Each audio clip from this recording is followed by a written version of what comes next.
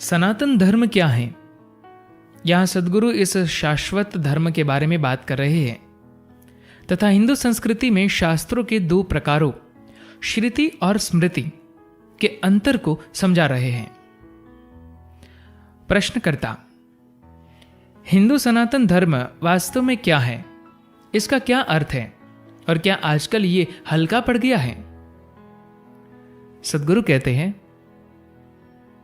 हिंदू सनातन धर्म नाम की कोई चीज नहीं है, यह सिर्फ सनातन धर्म है। सनातन का अर्थ है चिरकाल तक, हमेशा रहने वाला।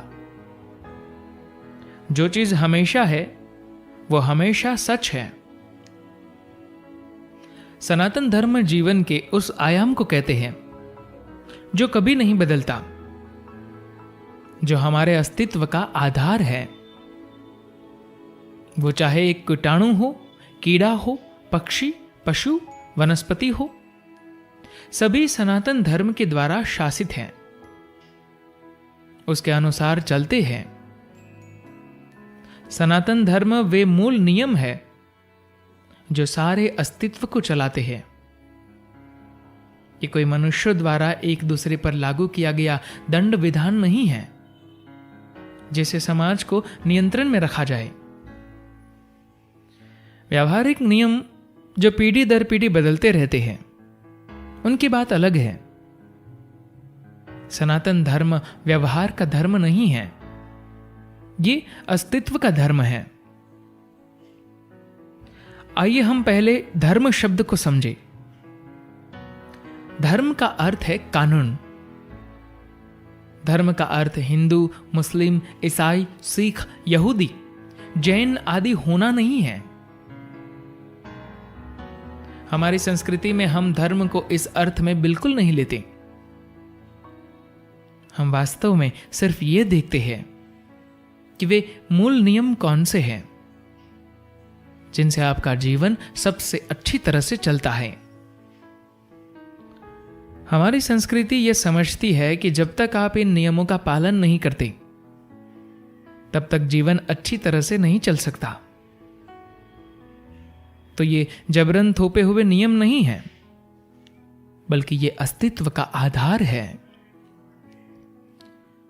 अगर आप ये नियम जानते हैं और उनके साथ लय में है, तो आपका जीवन कोई प्रयत्न किए बिना ही बहुत आसान होगा। और अगर आप ये नियम नहीं जानते, तो आप बिना किसी कारण के दुख भोगेंगे। क्या सनातन धर्म हिंदू, भारतीय या और किसी व्यक्ति का ही है? वो मुद्दा है ही नहीं। आप चाहे कहीं भी हो, आप चाहे भारतीय हो या न हो, हिंदू हो, गैर हिंदू हो, आप चाहे कुछ भी हो, सनातन धर्म सभी पर लागू होता है, क्योंकि ये वो नियम है जो जीवन की मूल प्रक्रिया को निर्देशित करते हैं। किसी भी अन्य संस्कृति ने इतनी गहराई से इस बात पर विचार या काम नहीं किया है। इसलिए शायद गर्व की अनुभूति से हम इसे हिंदू सनातन धर्म कह ले। पर इस तरह सनातन धर्म की असीमित संभावना को हम हिंदू शब्द लगाकर सीमित कर रहे हैं। हिंदू एक भौगोलिक पहचान है। हिमालय से लेकर इंदु सागर तक की भूमि हिंदू है, लेकिन सनातन धर्म हर तरह के जीवन के लिए है। सनातन धर्म इस बारे में बात करता है कि अजन्मे जीव से लेकर जन्मे हुए वयस्क मृत जीवों के बारे में, जीवन की अलग अलग अवस्थाओं और जीवन के सभी आयामों को संचालित करने का तरीका क्या है। यह एक बहुत ही गहन तरीका है जीवन को देखने का। आप अगर 100 वर्ष पहले जन्मे होते तो अलग तरह की पोशाक पहनते तथा कुछ और कर रहे होते। यदि 1000 वर्ष पहले आए होते तो भी आप कुछ और ही अलग पहनते और करते। शायद आप किसान या मछुआरे होते। हम क्या करते हैं, कैसे कपड़े पहनते हैं, किस तरह से बोलते हैं और किस तरह से काम करते हैं, यह सब समय पर निर्भर करता है और बदलता रहता है। अगली पीढ़ी कैसे काम करेगी, वे क्या पहनेंगे और क्या करेंगे, वो उससे बिल्कुल अलग होगा जो हम आज कर रहे हैं। ये जीवन का एक आयाम है। हम इसे स्मृति कहते हैं। शाब्दिक रूप से स्मृति का अर्थ है याददाश्त। वो जो आपको याद है, आप जिसका स्मरण करते हैं, अपने अपने यादों से स्मरण करके जो सीखा है, वह स्मृति है। या तो हम वही कर रहे हैं जो हमारे माता पिता ने किया, अथवा हमारी संस्कृति ने हमें सिखाया, या फिर प्रतिक्रिया स्वरूप हम बिल्कुल विरोधी बात कर रहे हैं। लेकिन इस प्रक्रिया में लगातार होता है। इस प्रक्रिया में कुछ स्थायी नहीं है, बदलता ही रहता है।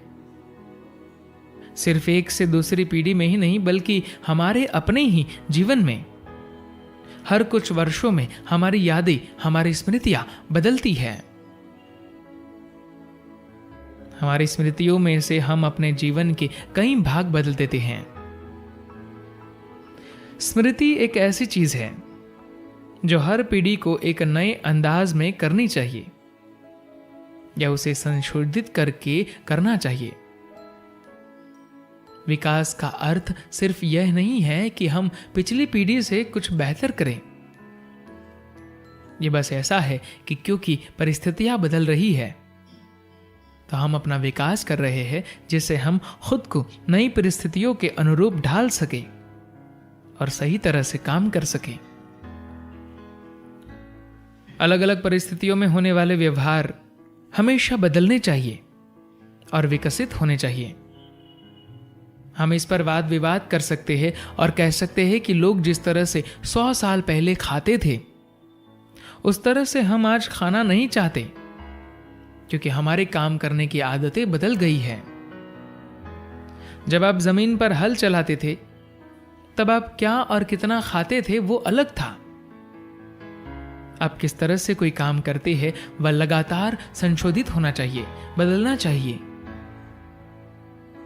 हमारे देश के संविधान में कुछ मौलिक अधिकारों का प्रावधान है जो अत्यंत मूल और पवित्र है, जिन्हें आप बदल नहीं सकते, छू भी नहीं सकते।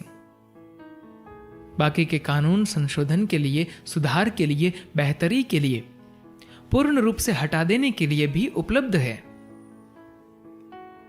आपकी स्मृति और मेरी स्मृति अलग हो सकती है, लेकिन कुछ और भी है जिसे हम श्रुति कहते हैं। इसे कई अलग अलग तरीकों से समझाया जा सकता है। इसका एक आयाम यह है कि यह जीवन की धुन है और इस धुन को आपने नहीं बनाया, यह सृष्टि है। अगर आप जीवन की श्रुति को समझ सकते हैं तो ही आप लय को पा सकते हैं। यही भारत है। भा का अर्थ है भाव अथवा जीवन का अनुभव। र का अर्थ है राग अर्थात जीवन की श्रुति, और त का अर्थ है ताल अर्थात लय। भाव वह है जो आपको होता है, ये एक अनुभव है, परंतु राग या श्रुति तो पहले से ही सृष्टि द्वारा तय की गई है। अब यह आप पर है कि आप इसकी सही लय खोजें, जिससे जीवन सुंदरता से चल सके। जैसे अद्भुत संगीत होता है, आप अगर सही लय नहीं पाते हैं तो वही श्रुति जो जीवन की सहायक है आपको नष्ट कर देगी। हमारी संस्कृति में कोई भी नैतिकता, स्थिर नियमों, आपको क्या करना चाहिए क्या नहीं करना चाहिए, इस तरह की बात नहीं करता। आप अगर ये करेंगे तो स्वर्ग में जाएंगे, वो करेंगे तो नरक में जाएंगे, ऐसा कुछ भी नहीं है इस संस्कृति में। ये सब नहीं होने का कारण ये है कि हमने लोगों में ये आयाम पैदा किया है कि अगर आप सृष्टि के नियमों के साथ लय में हैं तो आपको पुरस्कार अथवा दंड की आवश्यकता ही नहीं है। ये वैसा ही है कि यदि आप ट्रैफिक के नियम जानते हैं और उसी के अनुसार अपना वाहन चलाते हैं तो आपको ट्रैफिक पुलिस की जरूरत ही नहीं पड़ेगी। अभी लोग कहते हैं कि इस पृथ्वी पर जीवन के 1 ट्रिलियन यानी 10 खरब प्रकार हैं, लेकिन मुझे लगता है कि इससे भी कहीं ज्यादा है जिन्हें आपने कभी देखा ही नहीं है। एक अत्यंत सूक्ष्म जीव से लेकर मनुष्य तक सभी प्रकार के जीव इसी मिट्टी से आते हैं। उसी मिट्टी से एक बेल और एक पेड़ भी उगते और बढ़ते हैं। उसी मिट्टी से आपने अपना भोजन पाया है और आपके पास उस प्रकार का शरीर है। उसी मिट्टी से मैंने भी खाया है और मेरा शरीर इस प्रकार का है। आप अपनी मर्जी से एक पेड़ या कुत्ता, बिल्ली, गाय, हाथी, बाघ आदि नहीं बन सकते। स्रोत सबका वही है, पर देखिए अभिव्यक्ति कितनी अनेकानेक प्रकार की है। तो स्पष्ट है कि कोई विधान है जो इस व्यवस्था को चला रहा है, चाहे कुछ भी हो। ये एक रेलवे ट्रैक की तरह स्थिर है और आप इस पर चल रहे हैं। प्रश्न केवल इतना है कि आप कितनी तेजी से और कितनी दूर जाएंगे, और यह भी कि कितनी गहनता से हम इस धर्म या कानून को समझते हैं और इसके साथ कितनी लय में है। मूल रूप से योग की संपूर्ण प्रणाली इसलिए है कि हम अस्तित्व के साथ लय में रहे, जिससे हमारा जीवन आनंदपूर्ण रहे, उल्लास भरा हो तथा अपनी पूर्ण क्षमता के अनुसार हो। आपके जीवन के साथ सिर्फ एक ही चीज गलत हो सकती है, और वह है कि आपके जीवन को पूर्ण अभिव्यक्ति मिल पाई है या नहीं। एक पेड़ के साथ क्या गलत हो सकता है? यही कि वो अपनी पूर्ण क्षमता तक बढ़ेगा या नहीं। कहीं आधी बढ़ी हुई अवस्था में ही मर तो नहीं जाएगा। एक मनुष्य के साथ भी ऐसा ही है। आप यदि सृष्टि के विधान के साथ लय में हैं तो आप अपनी पूर्ण संभावना तक विकसित होंगे। अगर आप लय में नहीं हैं तो आपकी बढ़त पूरी नहीं होगी, आपका विकास बीच में ही रुक जाएगा। मूल रूप से हमारी यही एक चिंता है, चाहे हम इसके बारे में जागरूक ना हो। लोगों की सभी इच्छाएं, रुचियां तथा महत्वाकांक्षाएं एक पूर्ण विकसित जीवन बनने के लिए ही है। अगर आप एक पूर्ण विकसित जीवन होना चाहते हैं तो यह बहुत महत्वपूर्ण है कि आप उन विधानों को समझें जो आपके जीवन का आधार है। सनातन धर्म न आपका है न मेरा, ये तो सृष्टि ने बनाया है। यह आपका और मेरा काम है कि हम इसके साथ लय में रहें।